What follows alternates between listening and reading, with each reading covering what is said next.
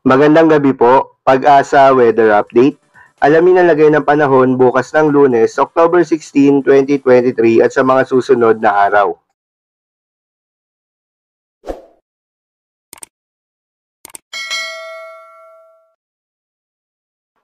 Patuloy pa rin po ang mga pag-ulan dito sa malaking bahagi po ng Palawan, dulot ng trough or outer portion nitong low pressure area na nasa labas ng ating area of responsibility at patuloy na lumalayo papunta po dito sa may central portion of Vietnam. Habang patuloy din ang epekto ng northeasterly wind flow o yung hangin po galing sa hilagang silangan dito po sa may extreme northern Luzon na nagdadala po ng bahagyang malamig na panahon at pulupulong mahinang pag-ulan. Wala naman po tayong nakikita na bagyo sa paligid ng ating area of responsibility at wala rin tayong inaasahan na anumang weather disturbance for the next 3 days. Sa mga susunod na oras or mamayang gabi hanggang sa Monday ng madaling araw, asahan pa rin po ang mataas na tsansa ng pag-ulan dito sa Palawan, dulot ng trough or extension nitong low pressure area. So mag-ingat pa rin po ang ating mga kababayan dito sa mga posibleng pagbaha or pagguho ng lupa.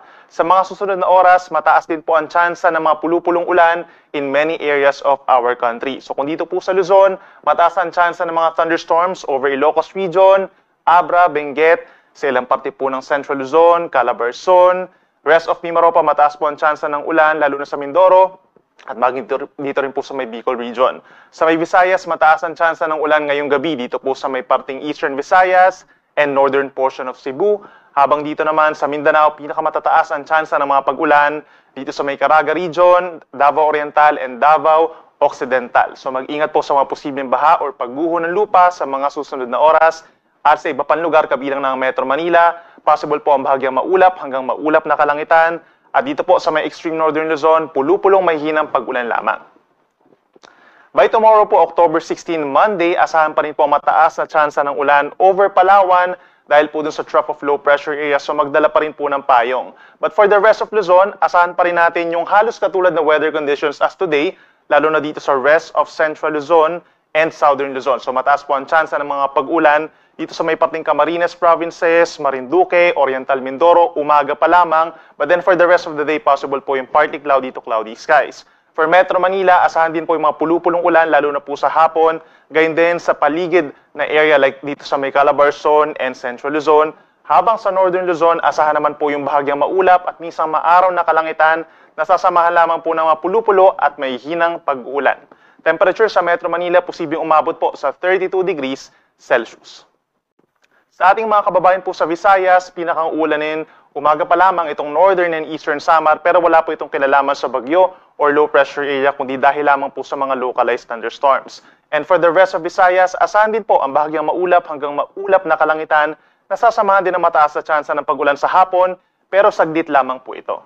Habang dito naman sa Mindanao, asahan din ang bahagyang maulap at minsang maaraw na kalangitan araw ng Lunes. At asahan din po yung hanggang 34 degrees Celsius na maximum temperature sa tanghali, lalo na dito sa may Zamboanga City and Davao City. Then mainit din po sa may Cagayan de Oro City. Then pagsapit po ng hapon hanggang sa gabi, mostly cloudy skies in some areas dito sa may Northern Mindanao and Sorsogon. Pataas din po ang tsansa ng mga localized thunderstorms, walang kinalaman sa bagyo or low pressure area. Sa susunod po na 3 araw, wala tayong inaasahang gale warning pero asahan din po ang maalong karagatan sa may extreme northern Luzon dulot po ng northeasterly wind flow. Hanggang 2.5 metrong taas ng alon po yan o nasa isang palapag ng gusali, delikado po sa maliliit na sasakyang pandagat, lalo na sa mga nangingisda. At dito naman po sa natitirang baybayin ng ating bansa, possible po yung mataas na alon paminsan-minsan kapag meron tayong mga thunderstorms lamang. And for the next 3 days, katulad ng nabanggit ko kanina, northeasterly wind flow pa rin po yung hangin galing hilagang silangan ng iiral sa may northern Luzon, na siya magdadala ng bahagyang malamig na temperatura at pulupulong mahinang ulan. Habang dito naman sa rest of the country, asahan po ang generally mainit pa rin na panahon, nasasamahan lamang ng mga saglit na pag-ulan, bubuti na yung panahon dito sa Palawan. So for Metro Manila, Tuesday hanggang Thursday, asahan pa rin ang bahagyang maulap hanggang maulap na kalangitan. May mga pag-ulan, bagamat saglit lamang po at ito ay madalas sa hapon at gabi. Sa ating mga kababayan at mamamasyal po for Baguio City, October 17 hanggang 19, asahan pa rin po yung generally maaraw na umaga. Sa tanghali, possible lamang yung hanggang 23 degrees Celsius na maximum temperature. Then sa hapon, asahan lamang yung pulupulong mga pag-uulan dulot ng northeast wind flow. Sa ating mga kababayan sa Kabikulan, kung dito po sa may Legazpi, asahan yung mababang tsansa ng mga pag-ulan October 17 hanggang 19. Pero dito sa may Camarines provinces, lalo na sa Camarines Norte, mataas po ang tsansa ng mga pag-ulan dulot ng possible easterlies o yung hangin po galing Pacific Ocean. Sa atong mga kaigsunan din dito sa Metro Cebu, sa kalagitnaan ng linggo ito, asahan pa rin po ang bahagyang maulap at minsang maaraw na umaga. Sa tanghali, mainit at malinsangan hanggang 32 degrees Celsius.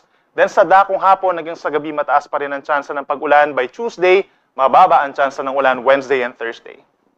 At panguli sa atong mga kaigsunan din sa Metro Davao, sa susunod pa na 3 araw, asahan pa rin po yung halos magkakatulad na weather conditions. Bahagyang maulap at minsang maaraw na umaga hanggang tanghali. And then for tanghali hanggang 33 degrees Celsius na maximum temperature. Sa hapon hanggang sa madaling araw, mataas ang tsansa ng saglit na pag-uulan.